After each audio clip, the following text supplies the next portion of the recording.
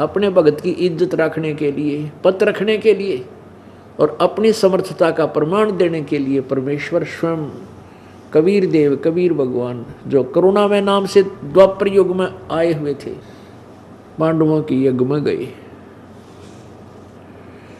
और उन्होंने वो पंच ग्रास 5 बार खाया, जो आहार 5 बार बोलकर बंद हो गया, जैसा कि आपने सुबह सत्संग में सुना।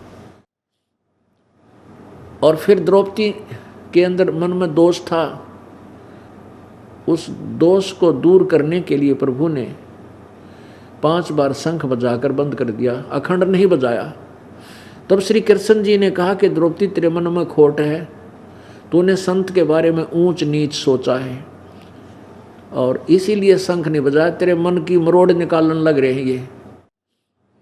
तब द्रौपदी जी ने उस सुदर्शन रूप में विराजमान परमात्मा के चरण धोए, जो वाल्मीकि वर्ण में आए हुए थे, और चरणामृत द्रौपदी ने पिया, आधा श्री कृष्ण जी ने पिया। तब परमात्मा प्रसन्न हुए तो वो शंख बजा, ऐसा शंख बजा कि स्वर्ग तक उसकी बहुत समय तक धुन गई। अब यहां परमात्मा कहते हैं, तुम कौन राम का जब तेजापम, ताते कटे ना तुम्हारे तीनों तापम। तुम किन भगवाना की भक्ति करते, तुम्हारे ये भूत प्रेत भी ना निमटते, तुम्हारे भूत प्रेत भी नहीं भागते, ये 3 ताप भी नष्ट नहीं होते।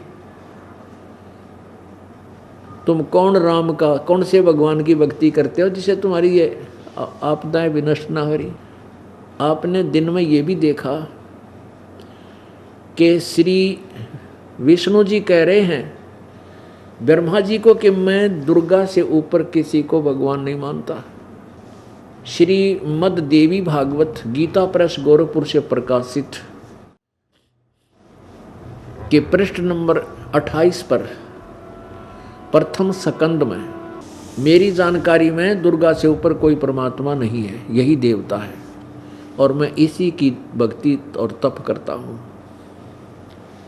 दुर्गा 562 और 63 पृष्ठ पर कहती है कि वो परमात्मा ब्रह्म है, उस ब्रह्म की भक्ति करनी चाहिए और सबकी पूजा त्याग देनी चाहिए, वो ब्रह्म लोक में रहता है। आपने ये भी पढ़ा कि 414 पृष्ठ पे श्री देवी भागवत, उसमें क्या लिखा है कि सतयुग में ब्राह्मण, ये वशिष्ठ जी आदि सब ब्राह्मण थे, वेद के पूर्ण ज्ञाता होते थे, विद्वान थे और दुर्गा की पूजा करते थे। तेरा के जो और दुर्गा कह रही है वो तो ब्रह्म की पूजा करनी चाहिए, तुम करो दुर्गा की, और वेद भी ये कहते हैं ब्रह्म की पूजा ही करनी चाहिए, मेरी पूजा करो और पूर्ण और परमात्मा और पूर्ण ब्रह्म है, उसकी पूजा के लिए तत्वदर्शी संतों से पूछो। यजुर्वेद अध्याय नंबर 40 के श्लोक नंबर 10 से 13 में 2 बार लिखा है कि कोई तो परमात्मा को साकार कहता है, कोई अव्यक्त, कोई निराकार कहता है, कोई जन्म लेने वाला कहता है, कोई न जन्मने वाला कहता है। इसका यथार्थ ज्ञान भी उनसे सुनो जो विद्वान पुरुषों से, तत्वदर्शी संतों से, धीराणाम यानी तत्वदर्शी संतों से जिनका अटल ज्ञान है, उनसे सुनो। यानी वेद ज्ञान से अलग कोई ज्ञान है और उसको बताने वाले भी अलग हैं, संत है। इसी प्रकार 13वें श्लोक में, 13वें मंत्र में कहा 40 के में कि कोई तो जिसने 11-12-13 में स्पष्ट किया है, कोई तो विद्वान मानता है जिसने अक्षर ज्ञान है, जो विद्या ग्रहण किया हुआ है, शिक्षित है, को अशिक्षित को अविद्वान बोल देते हैं। विद्वान और अविद्वान की परिभाषा भी वो तत्वदर्शी संत बताएंगे, उनसे सुनो।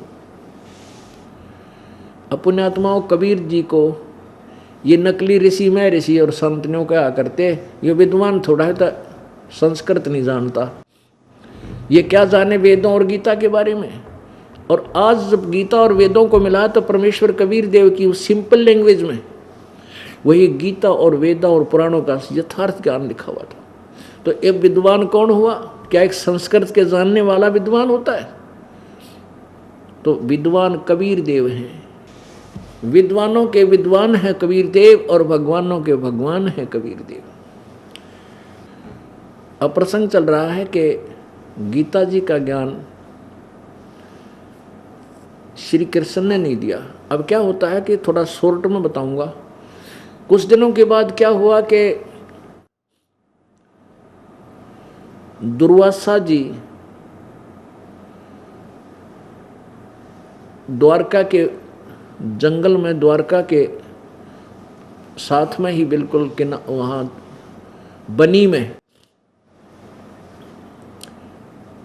जाकर के विराजमान हो गया।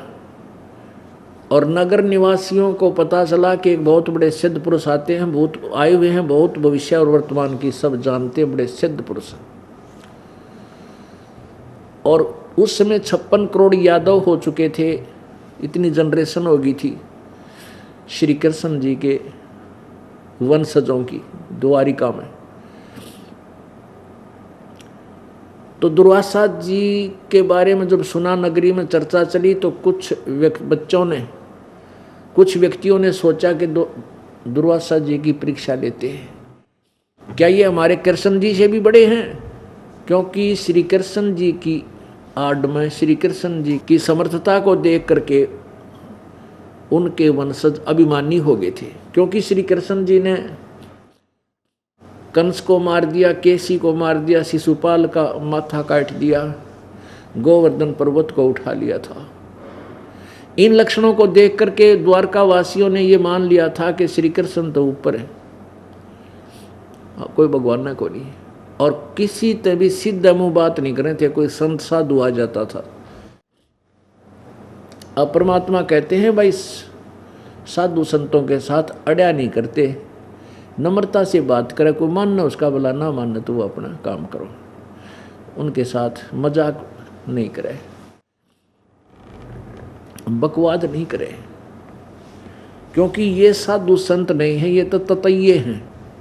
ततैये क्या होते हैं? ये बेरड़े, ये जो सिद्धि प्राप्त कर लेते हैं साधना करके, और इनको कोई छेड़ देते, डंक मार देते, तुरंत श्राप दे देते। इसलिए इन तो दुनिया डरती है, इनका आदर करती रहती है। जो ये कह दे फाइनल मान लेते थे, कोई वाद विवाद करता नहीं था। तो ऐसे ही वो ततैया बना हुआ था। कौन? दुर्वासा। इस काल साधना करके, शास्त्र साधना, घोर तप कई न सिद्धियां प्राप्त कर रखी थी। और उधर से श्री कृष्ण जी की महिमा इतनी हो गई थी कि उस तो ऊपर यादव किसी को संत नहीं मान, भगवान नहीं मानने थे। अब शेर ने सवा शेर नो टकराया करे। अब दुर्वासा जी वहाँ द्वारका में पहुँच गए, बाहर जंगल में, बिल्कुल साथ में ही नगरी के जो बनी होती है, आसपास का क्षेत्र, उसको बनी बोलते हैं, छोटा जंगल, उसमें विराजमान हो गए, उस वन में। और उधर से कुछ बच्चों ने, प्रद्युम्न जैसे श्री कृष्ण जी का पुत्र था, बच्चा तक ये था 40-50 साल की उम्र का हो रहा था। प्रद्युम्न का वो अनिरुद्ध भी हो चुका था, उसका लड़का, और वो ब्याह शादी भी हो रही थी उनकी। तो कहने का भाव यह है कि वो प्रद्युम्न श्री कृष्ण जी का पुत्र और साथ में और 10-20 व्यक्ति इकट्ठे होकर सलाह करी, भाई चलो चलते हैं, दुर्वासा जी की परीक्षा लेते हैं, वो कितना सिद्ध पुरुष है। एक व्यक्ति को लड़की का, स्त्री का स्वांग बना लिया, गर्भवती स्त्री का, पेट के ऊपर एक कढ़ाई बांध दी, छोटी सी कढ़ाई है, छोटा मोटा छौंक छांक लाने की हुआ करे, और वह पेट पर कढ़ाई बांध दी, पाछा उसका एक कपड़े थे, रस्सी तो बांध दी कमर में, और ऊपर के थोड़ा सा लोगड़ सा ला के और एक कपड़ा और बांध दिया। हाथ उठ ला के देख ले तो पता ना चले। और अनिरुद्ध को, प्रद्युम्न को उसका पति बना दिया और चले गए। दुर्वासा से जाकर कहा कि महाराज जी, हम आपके पास एक बहुत बड़ी आशा लेकर आए हैं। ये व्यक्ति है और ये इसकी पत्नी है, इनकी शादी ने 15 वर्ष 20 वर्ष हो गए, कोई बालक नहीं हुआ था। ईब दया करी है भगवान ने, अब रजा बख्शी है परमात्मा ने, इनका गर्भ रहा है। और संत महात्मा जी ये उतावले हो रहे हैं, ये जानना चाहते हैं इनका लड़का होगा कि लड़की। कृपा आप तो भूत भविष्य वर्तमान की सारी जानते हो। अब दुर्वासा जी ने देखा जानते सिद्धि तय उन्हें देखा ये तो निकम्मे बकवाद करना रहे हैं। तब एकदम लाल हो गए, कहने लगे तुमने मैं पाया मजाक करने को, अब सबक सिखाता हूं तुम्हारे को, बता दूं क्या होगा इससे। यादव कुल का सर्वनाश होगा इस गर्भ से। और ठाया चिमटा फिर लाल करके आंख, फिर वो बालक थे बाज लिए व्यक्ति सारे, बाबा जी नाराज हो गया। अब नगर में इस बात की चर्चा होगी कि भी दुर्वासा जी ने श्राप दे दिया, और दुर्वासा जी का वचन था तोप का गोला है, यो तो बात बिगड़गी। तो कुछ व्यक्ति बहुत चिंतित हुए, उन्होंने सलाह मशुरा किया भी बच्चा ने गलती कर दी। बुजुर्ग से व्यक्ति थे वो इकट्ठे हुए, और शाम को किसी के घर आहार नहीं बना, इतनी चिंता होगी नगरी में, बात बिगड़ गया था। कुलनाश का श्राप दे दिया दुर्वासा, तो जमा एटम बम है भाई। फिर कुछ एक ने सोचा कि भी हमारे साथ श्री कृष्ण जी हैं, अपने गुरु जी हैं, वो आध्यात्मिक गुरु थे यादवों के और पांडवों के, चलो हम उनके पास अपने समस्या रखते हैं। तो कुछ मौजी से व्यक्ति 50-100 इकट्ठे होकर श्री कृष्ण जी के पास गए। कृष्ण जी को सारी कहानी बताई कि बच्चों ने ऐसे ऐसे मजाक कर दिया, दुर्वासा जी ने श्राप दे दिया, आप कुछ कृपा बख्शो। तो कृष्ण जी ने कहा भाई तुम नो करो, उन बच्चा ने ले जाओ, उन बच्चों को ले जाओ और दुर्वासा जी के चरणों में डाल दो, वो संत क्षमा करेंगे जब बात बढ़ेगी। तो वो वापस आ गए। अब श्री कृष्ण के मुंह की तरफ देख रहे हैं वो सारे यादव की, श्री कृष्ण जी ने भी टाल दी भाई शरपत है। अब कोई चारा नहीं देखा तो सभी वो बच्चा ने साथ लेकर के दुर्वासा के चरणों में डाल दिए और कहा महाराज बालक थे, गलती होगी माफ कर दो। दुर्वासा बोला भाई मेरे जुबान से वचन निकल चुका है, मैं गलती करूं को ना वापस नहीं ले सकता, ये मेरे ऊपर आओ, फिर अपने बच्चा ने संभाल कर रखा करो, समझा के रखा करो। साधु संतों के साथ बकवाद करने आते हैं, मैं नहीं कुछ कर सकता, आप जा सकते हो, मेरा वचन नहीं अब टल सकता। वापस आ गए। फिर चिंता का विषय, फिर श्री कृष्ण जी के पास गई, भगवान उन्होंने तो ऐसे ऐसे कहा है और पूरी नगरी में चूल्हा नहीं चढ़ा। ये भगवान बात बिगड़ेगी। श्री कृष्ण जी ने क्या समाधान बताया कि क्यों डरते हो भाई, सुनो मैं समाधान बताता हूँ। क्या कि इस गर्भ से नाश होगा ना अपना, ये जो गर्भ बना रखा था आर्टिफिशियल, ऐसे करो इन कपड़ा न जला दो, इन कपड़ों ने फूक दो जो उसके ऊपर बांधे थे लोगड़ लागड़ रुई आदि और कपड़े, और जो कढ़ाई है ना लोहे की कढ़ाई थी छोटी सी, उसको घिसा के पत्थर पे और चूरा बना के प्रभास क्षेत्र में जमुना में डाल दो, ना रहेगा बांस ना बजेगी बांसुरी। अब सभी ने बड़ी खुशी मनाई, कमाल कर दिया आपने तो, हो राजी हो गए और नगर में खुशी मनाएगी, वह समाधान बता दिया। तो 10-10, 20-20 आदमियों की, 50 आदमियों का, व्यक्तियों का डेली ड्यूटी लग जा कि वहाँ जाओ प्रभास क्षेत्र में और वहाँ इस कढ़ाई न घिसाओ और चूरा बनाकर जमुना में इसके चूरे ने बहा देना। ऐसा ही शुरू हो गया। 10-5 दिन में उन्होंने वो घिसा घिसू के महीने 20 दिन में और वो चूरा फेंक दिया। और एक व्यक्ति की ड्यूटी ला दी, जो कड़े होते हैं ना बराबर में पकड़न के वक्त कड़े, एक को कड़ा दे दिया, एक को एक कड़ा दे दिया। तो एक ने तक कड़ा कुड़ा घिसा घिसू का काट कूट का कई तरह उसने अपना 2-3 ने मिलकर घिसा दिया।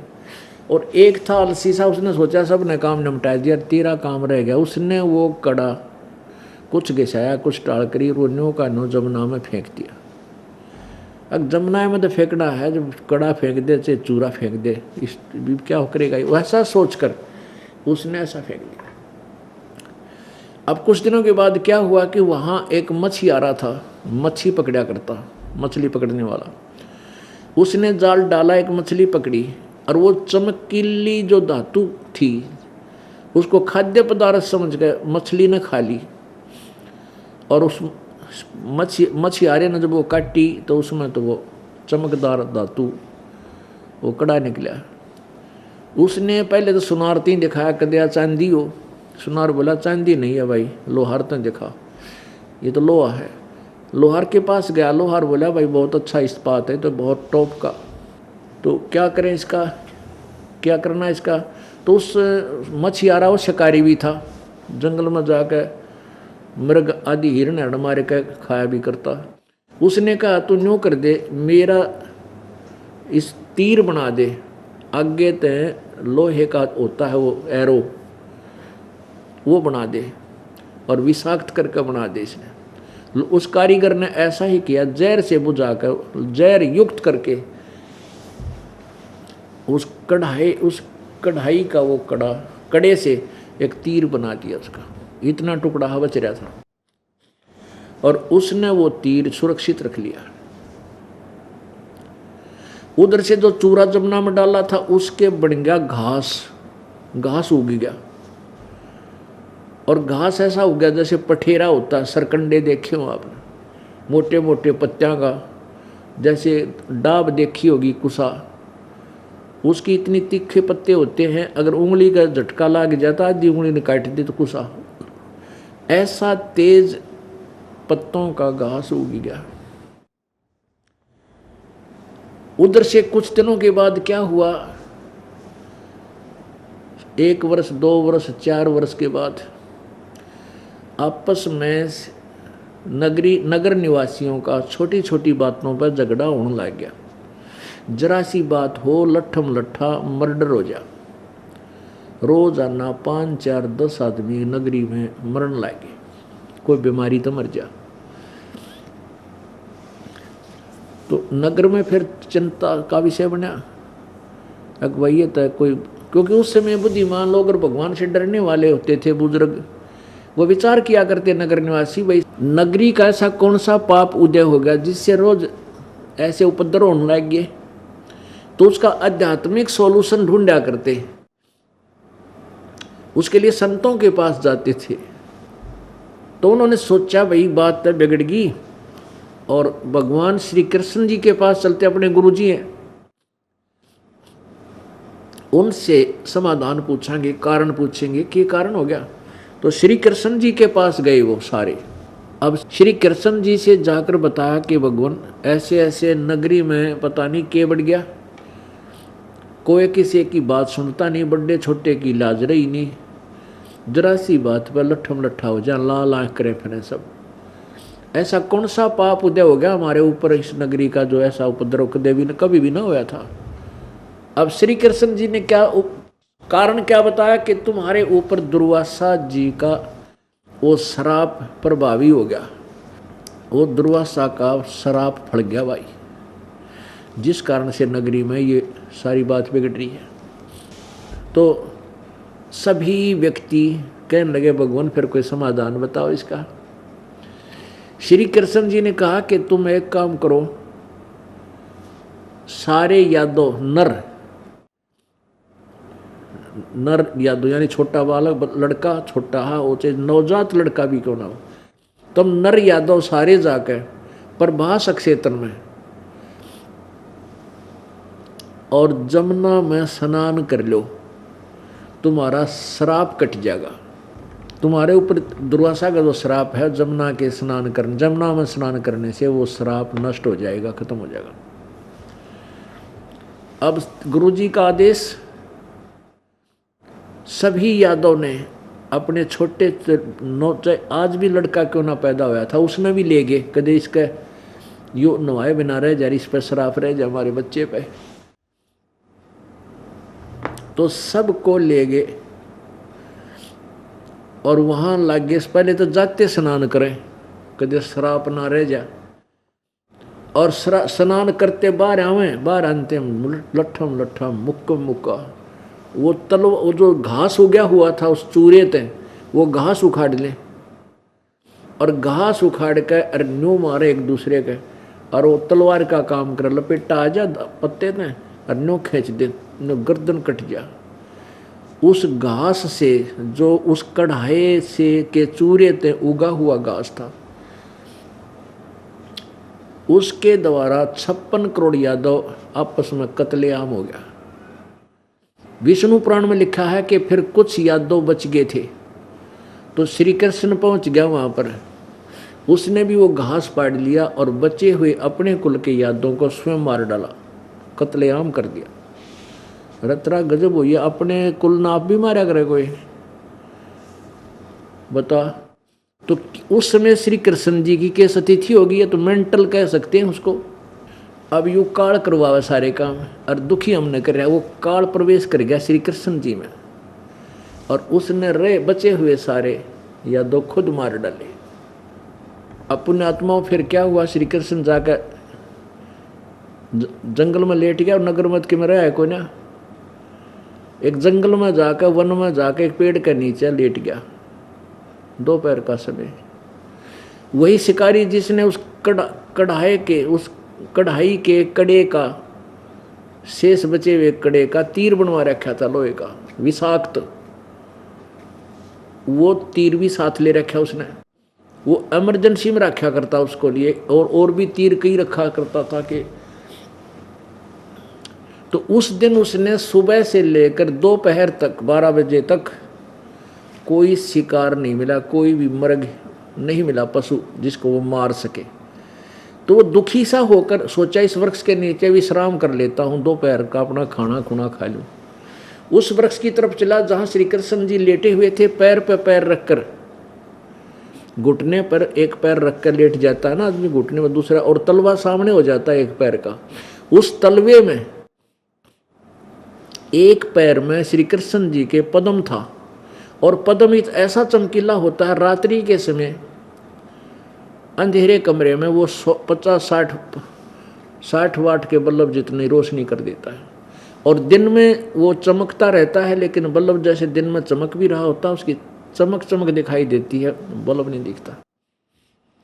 ऐसे जो वो वृक्ष की जो झुरमटें थी, वो नीचे की टहनियाँ जमीन को छू रही थी तीन तरफ से, एक तरफ से रास्ता था उसमें जाने का।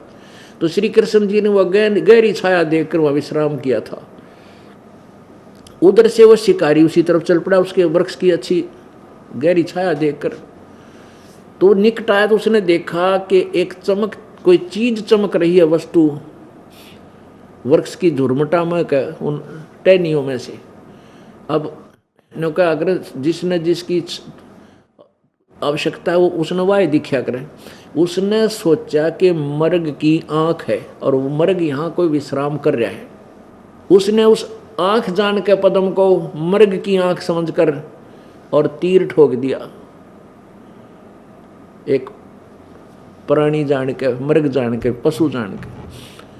और जो ही वो तीर ठोक दिया जो विषाक्त था, इमरजेंसी में रखा करता, उसने सोची कि यू बच के भाग जाए, इसका यू ठोकूं। वो तीर मार दिया और तीर लगते ही श्री कृष्ण जी चिल्लाए, जैसे दर्द हुआ, पीड़ा से कर रहा है। उस शिकारी ने सोचा भाई बात बिगड़ गई, ये तो कोई व्यक्ति मर गया, बड़ी गलती हुई। इधर से आकर देखा उसने द्वारकाधीश मुकुट माकट ला रखा है, तो राजा मर गया भाई। तब उसने कहा कि हे प्रभु आप कौन हो, आप राजा हैं? अब श्री कृष्ण बोला भाई सोता मैं राजा, फिर तुमने काम तो बिगाड़ दिया मेरा। तो वो कहने लगा, शिकारी कहने लगा कि हे भगवान मेरे से गलती से हो गया, धोखा बन गया, मैं मारना नहीं चाहता था। आपके पैर में यह चमकीली वस्तु मैंने सोचा ये मृग की आंखें हैं, और भगवान मैं सारा दिन तो परेशान हो रहा था, मुझे कोई शिकार नहीं मिला, मुझे पाप लग गया, क्षमा कर दो, माफी दे दो। तब श्री कृष्ण बोले भाई यू तेरा और मेरा कोई पिछला हिसाब किताब था, कोई गलती कोई नहीं उतरे थे। अब वो कहने लगा भगवान आपका और मेरा क्या हिसाब हो सके, आप एक राजा और मैं एक भील जंगल में घूमनिया, आपका मेरा क्या हिसाब है भगवान, ऐसा क्या हो गया? कहने लगा पिछले, श्री कृष्ण जी ने कहा कि त्रेता युग में तू तो था बाली सुग्रीव का भाई, और मैं था रामचंद्र दशरथ का पुत्र, और मैंने तुझे ऐसे ही धोखा देकर मारा था तीर वृक्ष की ओट में लेकर। तब तूने मेरे से कहा था ये तूने बदला देना पड़ेगा, तो मैंने कहा था यो बदला तेरा द्वापर मैं दूंगा, आज मैंने तेरा यो टिट फॉर टेट बराबर कर दिया। और तू ऐसा कर दे कि मेरा संदेशा नगरी में भिजवा दे किसी के द्वारा, और पांडवों को बुलवा दे, और शीघ्र आ जाए। कह देना कि सब नगर निवासी पूरे यादव नष्ट हो चुके हैं, आकर संभाल ले, श्री कृष्ण जी तड़प रहे। पांडव आगे आते श्री कृष्ण जी से पूछा, भगवान आपका क्या हो गया यो, आपने किसने आपके साथ ऐसा कर दिया, हमें बता दो, उनको ये कर देंगे वो कर देंगे। कृष्ण जी बोला, मेरे साथ नहीं, सारा यादव कुल नष्ट हो चुका है, आपस में लड़के मर गए भाई। और मेरी बात सुनो, अर्जुन यहाँ कोई व्यक्ति नहीं रहा है, नर नहीं रहा द्वारका में, सब औरतों को अपने साथ वहाँ ले जाओ दिल्ली, और यहाँ पर रहेगी तो ये यहाँ के आसपास के क्षेत्र के लोग इनको तंग करेंगे। एक तो मेरी ये प्रार्थना स्वीकार करो। युधिष्ठिर कहता, आदेश दो भगवान। और भाई दूसरी यह है कि तुम मेरे बहुत प्रिय हो, आप राज्य त्याग कर और हिमालय में चले जाना, वहाँ अपना तपस्या करके शरीर को अंतिम सांस तक तपस्या करके वहाँ खत्म हो जाना, लौट के नगरी में मत आना। युधिष्ठिर जी ने पूछा, प्रभु ऐसी क्या बात होगी, हम राज त्याग कर वहाँ जाएं, कोई गलती हमारे से बन गई? श्री कृष्ण जी ने कहा, हाँ तुम्हारे से एक बहुत बड़ा घोर पाप हुआ है, तुमने युद्ध में बंधुघात किया, जो सैनिक मेरे अपने कुल को नाश कर दिया, वो पाप तुम्हें लगा हुआ है, और ऐसे तप करने से तुम्हारे पाप नष्ट हो जाएंगे। अब पहले जब यही बात उस श्री कृष्ण जी ने दोहराई थी, जब युधिष्ठिर जी को भयंकर स्वप्न आए थे, और उसका समाधान पूछने के लिए श्री कृष्ण युधिष्ठिर जी, अर्जुन और पांचों पांडव गए थे। उस समय तो यही कहा था कि तुमने जो युद्ध में पाप किए हैं युधिष्ठिर को, वो दुख दे रहे हैं, और ईब सारे के ऊपर बता दी तुम सब पर वो पाप प्रभावी हैं। तब श्री कृष्ण जी से अर्जुन ने पूछा, भगवान एक बात मैं आपसे पूछना चाहता हूँ, आपकी आज्ञा हो तो मेरी शंका का समाधान कर दो। यदि ये शंका का समाधान आपने नहीं किया तो मैं मरूंगा न जीऊंगा, मेरी वो दशा होगी। श्री कृष्ण जी ने पूछा, कहा कि बोल, पूछ ले भाई, मैं तो अंतिम सांस गिनू हूँ, और जो कहूँगा सत्य कहूँगा। अर्जुन ने कहा, परमात्मा जब आप गीता जी का ज्ञान दे रहे थे, उसमें आपने कहा कि अर्जुन तू युद्ध कर ले, तुझे पाप नहीं लगेंगे, तुम्हारे को ये तो मैंने मार रखे हैं, और हमने आपके आदेश से, आपकी मर्यादा में रहकर जैसे आपने कहा वैसे हमने युद्ध किया, और फिर भी हमें पाप लग गए। जब भाई युधिष्ठिर को बुरे स्वप्न आ रहे थे, ये घबराते थे, पर 3 ताप का प्रभाव था। आपसे समाधान पूछने गए, कारण पूछा, तो आपने बताया कि तुम्हारे ऊपर ये युद्ध में किए हुए पाप प्रभावी हैं। और भगवान उस समय मैं इसलिए नहीं बोला आपके विपरीत कि कहीं मैं टोका टाकी कर दूंगा, और मेरे भाई युधिष्ठिर ने सोचेगा कि इसमें करोड़ों रुपये खर्च होने थे मेरे ट्रीटमेंट में, मेरे इलाज में, और अर्जुन राजी को ना, अर्जुन ये पैसा लगाना नहीं चाहता, मुझे स्वस्थ होने देखना नहीं चाहता, इसलिए वाद विवाद शुरू कर दिया श्री कृष्ण जी के साथ, और मेरा भाई ट्रीटमेंट नहीं कराता, मुझे इतना ज्ञान था, इसलिए मैंने अपना सब्र की घूंट भरी और आपसे कोई वाद विवाद नहीं किया। लेकिन उसी दिन से मेरा दिल कचोट रहा था कि ये क्या कहा भगवान ने। उस दिन तो कह रहे थे तुझे पाप नहीं लगेगा, और आज कह रहा है तुझे पाप लगे, और आज फिर आपने वही जख्म पर नमक फिर छिड़क दिया। आज फिर कह रहे हो कि तुम्हें वो पाप लगे जो युद्ध में किए थे, वो पाप दुखी कर रहे हैं। आप हमारे कौन से जन्म के दुश्मन थे, ये तो बता दिया हमने। तब श्री कृष्ण बोला, भाई अर्जुन अब मैं अंतिम सांस गिनू हूँ, बता देता हूँ तेरे को, इस सारे संसार को कंट्रोल करने वाला कोई और शक्ति है,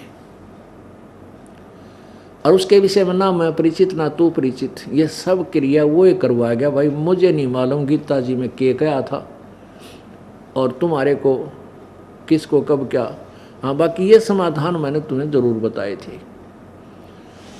अपुण्य आत्माओं, इतना कह श्री, लेकिन श्री कृष्ण जी ने कहा कि मेरी आज्ञा का पालन तुम जरूर कर लेना, हिमालय में चले जाना, तुरंत राज को त्याग कर।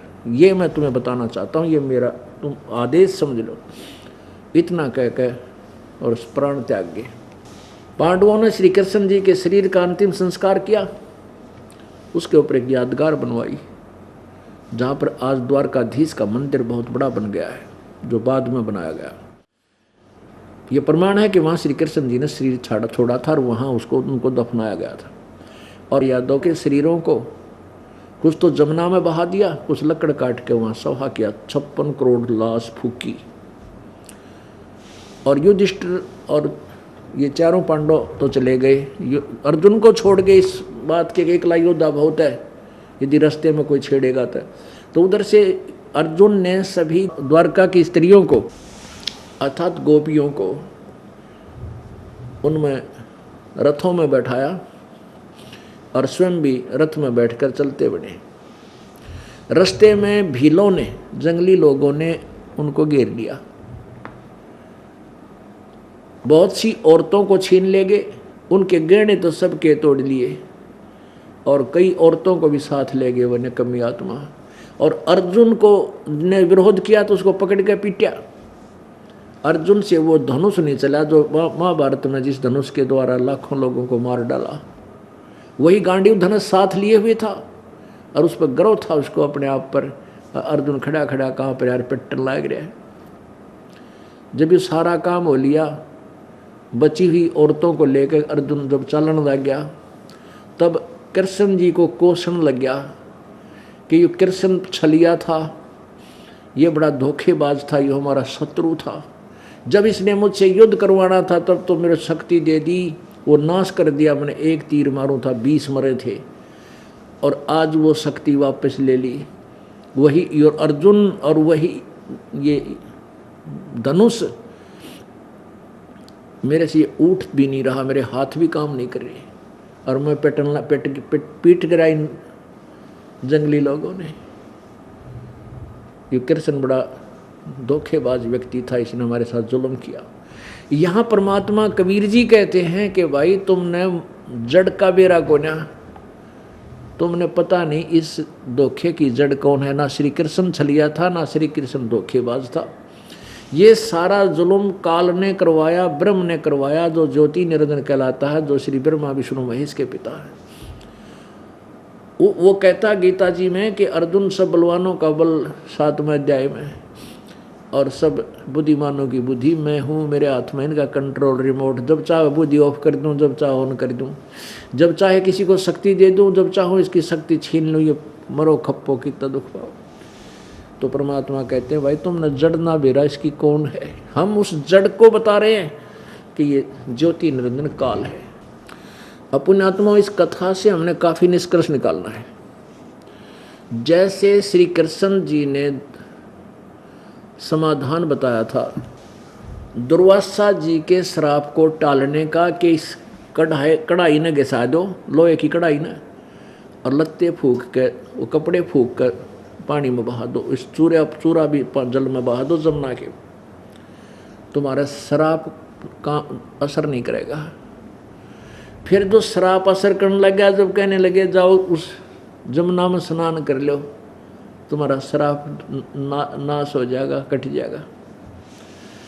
अब जमुना के नहान में श्री कृष्ण द्वारा जी के द्वारा बताए गए समाधान से यादों तक कट गए, लेकिन श्राप नहीं कटा। पुण्यात्मा जो हमें गुमराह किए हुए ये नकली संत ऋषि और गुरु, जमुना में नहा लो, गंगा में स्नान कर लो, पूर्णमासी आओगी गंगा का नहान से, तीर्थ में स्नान कर आओ, थारे पाप कट जाएंगे, ये मिसगाइडेड हैं बाय द काल गॉड। इस काल भगवान के द्वारा भ्रमित किए हुए और उल्टे रास्ते पर लगा रखे ना, और गलत साधना करते रहें, अपना कष्ट पर कष्ट पाते रहें, अंत में ये भगवान से विमुख हो जाए। काल ये चाहता है इनके हृदय से भगवान मिट जाए, अकिता भगवान है ही नहीं, परमात्मा कोई नहीं। जैसे पूरब, चीन और रूस परमात्मा को नहीं मानता, और सबसे पहले वो भगवान को बहुत चाहने वाले थे और महात्मा बुद्ध के अनुयायी हुए थे। महात्मा बुद्ध काल के द्वारा भेजा हुआ था, उसको कोई उपलब्धि हुई नहीं और उसने कह दिया कि भाई भूखा मरने तो भगवान नहीं मिलता। 10-20 5-4 पॉइंट अच्छी अच्छी बातें नोट कर ली, वो सुनाने लग गया, ऐसा ना करो, ऐसा करो, ऐसा करो, जीव हिंसा मत करो। तो उसके शब्द में शक्ति थी, क्योंकि वो काल द्वारा भेजा हुआ पुण्यात्मा था। उसकी शब्द की शक्ति से काफ़ी प्रभाव होता था लोगों को, वो अनुयायी होते चले गए, अनुयायी होते चले गए। और फिर क्योंकि उनके द्वारा बताए गए समाधान से कोई लाभ हुआ नहीं, पूरा का पूरा चाइना जो विश्व की सबसे बड़ी आबादी वाला देश है, सब नास्तिक हो गए, भगवान है ही नहीं। इधर से एक कम्युनिस्ट हो गए, कहते भगवान है ही नहीं, ये तो अपने आप नर्मदा से बनता है। ऐसे ही ये रूस भी पूरा कम्युनिस्ट है, वो भी यही नहीं मानते भगवान है। और काल ये चाव है कि मनुष्य ये सोचने भगवान है नहीं, ये धक्के खाते रहे, यहीं मरते खपते रहे। लेकिन परमात्मा आकर के रह कर अपनी सतिथि, अपनी समर्थता का परिचय दे करके अपनी सतिथि को पुनः स्थापित करता है कि भगवान है और वो जो चाहे सो कर सकता है। अब श्री कृष्ण जी के द्वारा बताए गए समाधान और सुन लो। फिर उन्हें बताया था पांडवों को कि तुम्हारे पाप कट जाएंगे, तुम तप कर लो। अब तप करने गए, वहाँ पाप कटे नहीं। पहले तो समाधान बताया था कि तुम एक यज्ञ करो, तुम्हारे वो पाप कट जाएंगे जो युद्ध में हुए थे, जो तुम्हें दुखी कर रहे हैं। और वो भी श्री कृष्ण की के द्वारा बताए गए, ना उनसे किए गए आहार से कोई राहत नहीं मिली। वो भी उस परम पिता ने आकर के वहाँ आहार किया, अपना आशीर्वाद दिया। वो 3 ताप भी तब पांडवों के कट्टे। अब श्री कृष्ण ने दोबारा फिर बताया कि तुम हिमालय में जाओ और तपस्या कर लो, और तप करके वहीं अंतिम श्वास तक वहीं अपना शरीर पूरा कर दो, वापस नगरी में मत आना, तुम्हारे पाप कट जाएंगे। तो युधिष्ठिर, ये 5 के 5 पांडव कुंती और द्रौपदी समेत वहाँ चले गए हिमालय में, और वहाँ तपस्या करते रहे, बर्फ में गल गए सारे, वहीं मर गए। अब फिर क्या हुआ आगे की परमात्मा बताते, ये सब संवेद बता रहा, सब इतिहास सब कहानी को एक सिरे चढ़ा रहे हैं। परमात्मा का ज्ञान, वास्तविकता क्या थी कि यहाँ से जब ये 5 मर गए, 7 मर गए, ऊपर गई आत्माएं, तो वहाँ क्या था, इन 5 पांडवों द्रौपदी कुंती को नरक में डाल दिया। और युधिष्ठिर जी को धर्मदास ने कहा, बेटा तू मेरा बेटा है, मेरे पास आ जा। उस धर्मराज ने, जो न्यायाधीश है, चीफ जस्टिस है यहाँ का, धर्मराज का बेटा था युधिष्ठिर, उसका पुत्र था। और पवन का पुत्र था, पवन देवता का पुत्र था ये भीम। और अश्वनी कुमार, ये 2 हैं, इन दोनों के पुत्र थे ये 2 पांडव थे, नकुल और सहदेव। और इंद्रदेव देवता, जो स्वर्ग का राजा है, इंद्र का पुत्र था अर्जुन। अब इन 4-5 को, इन 6 को तो डाल दिया नरक में, 4 पांडवों को और कुंती और द्रौपदी को। और युधिष्ठिर धर्मराज के पास चला गया और कहा, बेटा जा इधर स्वर्ग में घूम ले तू, और ठाठ कर, तू मेरा बेटा है यहाँ का। अब वहाँ युधिष्ठिर जी ने स्वर्ग में घूम कर देखा तो वहाँ कहते हैं दुर्योधन तो बैठे वहाँ एक बहुत बड़ी झूला पर झूल रहा, ठाठ कर रहा, देवता के साथ शरीर प्राप्त करके। और पांडव की तभी को ना, तो वापस आया अपने पिता के पास और कहा, पिताजी मेरे भाई कहाँ हैं। और दुर्योधन तो वहाँ स्वर्ग में एक देव शरीर प्राप्त करके आनंद भोग रहा, मेरे भाई कहाँ गए। धर्मराज ने कहा, भाई तेरा कोई भाई नहीं, तू मेरा बेटा है। और वहाँ तो तुम एक फिल्म बनाने गए थे, वह महाभारत रूपी फिल्म बना दी, तुम बनाने के लिए भेजा था तुमने। ये मुख्य यानी अच्छी हस्तियाँ के बेटे थे तुम। भाई वहाँ कोई बेटा नहीं, तो वहाँ कोई तेरा भाई भूई नहीं है, वहाँ तो हो लिया नाता तुम्हारा, जो वहीं पर रोल खत्म हो लिया। अब पुण्यात्मा आप देखते हो कि 1 करोड़पति का बेटा, 1 करोड़पति का बेटा एक्टर हीरो, और रिक्शा चलाता है, रिक्शा चला के का रोल कर रहा है, रिक्शा चालक का, पाटे पाटे कपड़े पहन रहा है, एक झोपड़ी में लौटा रहे हैं, ऐसा दिखाते कई रोल। और हम बोली आत्मा उन्होंने सोचे हो जाए कितना गरीब आदमी है, बड़ा रहम आता है। उस फिल्म ने शिखर में चढ़ जाती है और उन्होंने सोचे, और उसको वो अपना मूर्ख बना रहा है फिल्म देखनिया ने। गरीब नहीं है वो तो करोड़पति का बेटा है। जब वो रोल ख़त्म करके 60 लाख की गाड़ी में 50 लाख की गाड़ी में घूम रहा होता है, वो तो मूर्ख बना रहा था उन दर्शकों को एक रोल करके। ऐसे ही ये महाभारत रूपी एक फिल्म बना गए ये हीरो, और हम इस महाभारत में पढ़ कर अपना जीवन बर्बाद करें। बताइए ना कि महाभारत ने 100 बार पढ़ ले, बता हमने क्या लाभ होगा। वह इतने दुखी थे जो महाभारत के रोल कर रहे थे। तो युधिष्ठिर धर्मराज ने कहा तुम्हारा वो कोई पिता नहीं, भाई नहीं है, तू मेरा बेटा है, यहाँ रह ठाटते हैं। युधिष्ठिर बोला नहीं, यह ममता, यह काल का जाल जो सतगुण विष्णु जी के द्वारा मोह सतीथी है, यह बहुत भयंकर है। तो वो मोह ना छूटे आपस में, भाई और बाण नीचे वाला, भाई भाइयों का, माँ का। युधिष्ठिर धर्मराज ने से कहा युधिष्ठिर से कि मैं भी, तो उसने बताया कि धर्मराज ने बताया वो नरक में डाल रखे हैं, उन्होंने बहुत पाप करे थे महाभारत के युद्ध में। और युधिष्ठिर स्वर्ग में कैसे है कि ना, वो दुर्योधन स्वर्ग में कैसे है कि वो युद्ध में मारा गया था, और वो 5, 7, 20, 30, 50 वर्ष यहाँ रहेगा, फिर ये नरक में डाला जाएगा, वो पाप करे रखे इसने। अब वो तरह गजब हो यो। इब आँख खुली युधिष्ठिर की कि वह कुछ दिन स्वर्ग में भी चले गए, और हमने राज जीता था, हम स्वर्ग के, मेरे भाई स्वर्ग के अधिकारी भी नहीं रहे बने। तो युधिष्ठिर ने बोला मैं तो अपने भाइयों के पास ही जाऊंगा, मुझे वहीं भेज दो। अब धर्मराज बोला भाई एक काम करे, एक दूत भेज दिया, यमदूत। उससे कहा कि आप ले जाओ इसको और इसके भाई उनको दिखाकर वापस ले आओ, फिर बात कराएंगे। अब उस नरक के अंदर ले गए युधिष्ठिर को, और बहुत गहरा ले गए, चलता रहे, आ जाओ, वहाँ बुरा हाहाकार मच रहा है, इसे बुरी तरह कीड़े मकोड़े मच्छी जंतु खा रहे हैं, और युधिष्ठिर के भी काटना शुरू कर दिया उन्हें। लेकिन उस ममता के कारण वो आगे बढ़ता जा रहा। वहाँ आगे जाकर देखा तो आत्माएं रो रही हैं, हे भाई मैं युधिष्ठिर अर्जुन की आत्मा हूँ, मैं भीम की आत्मा हूँ, मैं कुंती की, मैं द्रौपदी की, हमारे साथ ऐसा जुल्म हो गया, हमने पाप करे थे, आज भोगने पड़ रहे हैं।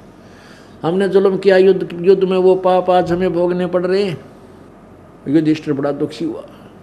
तो फिर धर्मराज ने आकाश आवाज लगाई कि ये देवदूत वापस ले आए इसको, युधिष्ठिर को। युधिष्ठिर कहने लगा मेरे भाइयों को बाहर निकाल दो। धर्मराज ने कहा नहीं ये नहीं निकल सकते, आप बाहर आओ। अगर नहीं मैं भी नहीं आता, फिर बाहर यहीं रहूंगा। धर्मराज ने कहा कि बाहर आ जा, यहाँ कोई सोल्यूशन निकाल लेंगे इनका, आ जा। इसके कहने जब वो युधिष्ठिर बाहर आया, अब उसको वहाँ नरक में 1 घड़ी 2 घड़ी घंटा 2 घंटा नरक जाना पड़ा किसको, युधिष्ठिर को। पुण्यात्माओं, अब ये तत्व ज्ञान है जिसका निष्कर्ष निकल रहा है। धर्मराज ने अपने पुत्र युधिष्ठिर से कहा बेटा तू पंगे में पा मत दे, अपने पुण्य बर्बाद ना करे, ये अपना कर्म भोगेंगे, भोगना पड़ेगा, इसने कोई कैंसिल नहीं कर सकता। तो उन्ना मैंने जद कर ली कि मन ने भी डाल दो पिताजी ऋषि नरक में।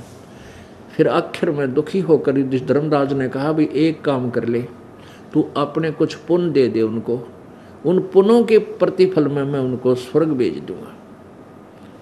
युधिष्ठिर कहने लगा मैं अपने आधे पुण्य अपने उन 6 मित्र भाइयों को और पत्नी और माँ को दे रहा हूँ। तब युधिष्ठिर उस धर्मराज ने आधे पुण्य संकल्प कराकर उनको वितरित कर दिए और उन सबको नरक से निकलवा लिया। वहाँ वो देव शरीर प्राप्त हो गया। उसी समय वह आ गए, पवन देवता आ गया, वो भीम ने ले गया, ये मेरा बेटा है। इंद्र आ गया, अर्जुन ने ले गया, और नकुल सहदेव को ले गए, अश्वनी कुमार जो सूर्य के पुत्र हैं। ये सूर्य नहीं, आग का देवता, एक देव है सूर्य, सूरज। युधिष्ठिर रह गया अकेला अपने पिता के पास। उधर से द्रौपदी और कुंती को स्वर्ग भेज दिया। अब जितने समय तक युधिष्ठिर जी के द्वारा दिए हुए पुण्य इनके साथ रहेंगे, पांडव और द्रौपदी कुंती के साथ, शेष पांडव के साथ, तब तक तो वो स्वर्ग में रहेंगे। और पाप, युद्ध में किए हुए पाप, वो फिर दोबारा नरक में जाकर भोगना पड़ेगा, उनको कोई काट नहीं सकता। केवल कबीर परमात्मा मासा घटे न चल बदे, विधाता लिखे जो लेख, और सच्चा सतगुरु काट कर वही ऊपर मारे मेघ। कबीर परमात्मा काट सकता है, कबीर अंगारी असी बंभारी असी। वो कबीर परमात्मा पाप काटने वाला, पापों का शत्रु है, पाप विनाशक है, और बंधनों का काटने वाला बंदी छोड़ है। वो रत धामा स्वर ज्योति असी स्वयं प्रकाशित, और सतलोक में रहता है। पुण्यात्माओं, अब श्री कृष्ण जी ने समाधान बताया, तब कर लो थारे पाप कट जाएंगे, तो भी ना कटे। और युधिष्ठिर को भी नरक जाना पड़ा इतना समय के लिए, क्योंकि उसने धर्मराज ने बताया, बेटा तुझे भी नरक इसलिए भेजा मैंने। अब यहाँ के न्यायाधीश के बेटे की भी वो न्यायाधीश पाप नहीं काट सका। अब उसने एक झूठ बोली थी युधिष्ठिर ने कि अश्वत्थामा मर गया। अश्वत्थामा द्रोणाचार्य का बेटा था, और अगले दिन द्रोणाचार्य ने युद्ध करना था। और द्रोणाचार्य इतना तीरंदाज था कि श्री कृष्ण, यानी काल ने पता था, श्री कृष्ण में प्रवेश काल ने ये सारे काम करवाए, सबसे पाप कराए। उसको पता था कि द्रोणाचार्य ने कल युद्ध करना है, यो तो आधी सेना ने अकेला मार देगा, क्यों ना इसके पुत्र की मृत्यु करा दी जाए, और पुत्र की मृत्यु होने के बाद यो टूट जाएगा, यो लड़ नहीं सकेगा। तो श्री कृष्ण में प्रवेश काल में यह सलाह दी। अश्वत्थामा को अर्जुन लड़ता लड़ता बहुत दूर तक ले गया, लेकिन अश्वत्थामा मर नहीं सका। अब सुबह उठते ही द्रोणाचार्य ने युद्ध करना था, और चिंता होगी काल को। श्री कृष्ण जी ने कहा, भाई कोई समाधान ढूंढो, ना तो बात बिगड़ेगी। युधिष्ठिर बोले, आप बताओ भगवान, कि तुम न्यों कह दे, वो और किसी की माननेगा नहीं। युधिष्ठिर तू जाकर झूठ बोल दे और न्यों कह दे, गुरुदेव आपका पुत्र की मृत्यु होगी। अब युधिष्ठिर एक बार तन्नाट्य में झूठ क्यों बोलूं, अगना बोला, देख ले तड़के तुम्हारा सारा नाश हो जाएगा। तब एक दो ने और कहा कि फर्क पड़ा है। एक उनमें से चतुर था, ने बोला मैं बताऊं, एक अश्वत्थामा हाथी का नाम है, उस हाथी का नाम अश्वत्थामा रख रहे थे वो पांडव अपने सेना में, कि उस हाथी ने मार देते हम, और तूने कह दिए अश्वत्थामा मर गया, अब तो भी सच्चा हो जाएगा। तो युधिष्ठिर आखिर में विवश हो गया ये कहने के लिए, ठीक है मैं ऐसे कह दूंगा। अब उसने जाकर कहा, एक दो ने कहा कि पहले तो एक दो ने कहा कि द्रोणाचार्य गुरुदेव आपका पुत्र की मृत्यु होगी, हत्या होगी। द्रोणाचार्य बोला मैं नहीं मान सकता, मेरे पुत्र पर मुझे गर्व है, वो नहीं मरा है। दूसरे ने कही, तीसरे ने कही, बोला नहीं तुम झूठ बोलते हो। कहने लगे आपको कैसे यकीन होगा, अगर युधिष्ठिर कह देगा मैं मान लूंगा मेरा बेटा मर गया। युधिष्ठिर गया, युधिष्ठिर ने क्या कहा, अश्वत्थामा हिते, अश्वत्थामा हिते, अश्वत्थामा मर गया। और मंदी स्वर में मन मन में कह दिया, नरवा कुंजर, जैसे बहाना करके रोते हुए क्या करे ना, मन मन करो नरवा कुंजर, मन में नो कह दिया, मन मन में अकबेरा ना अच्छी था आदमी। अपने आत्मा यह तो वाही बात थी, हम छोटे छोटे थे ना, जब डरा, भगवान से डरने वाले थे बच्चे सारे, और कोई झूठ बोल देता या कोई गलती कर देता तो न्यों क्या करते, तेने पाप लागेगा, तेने झूठ बोल दी।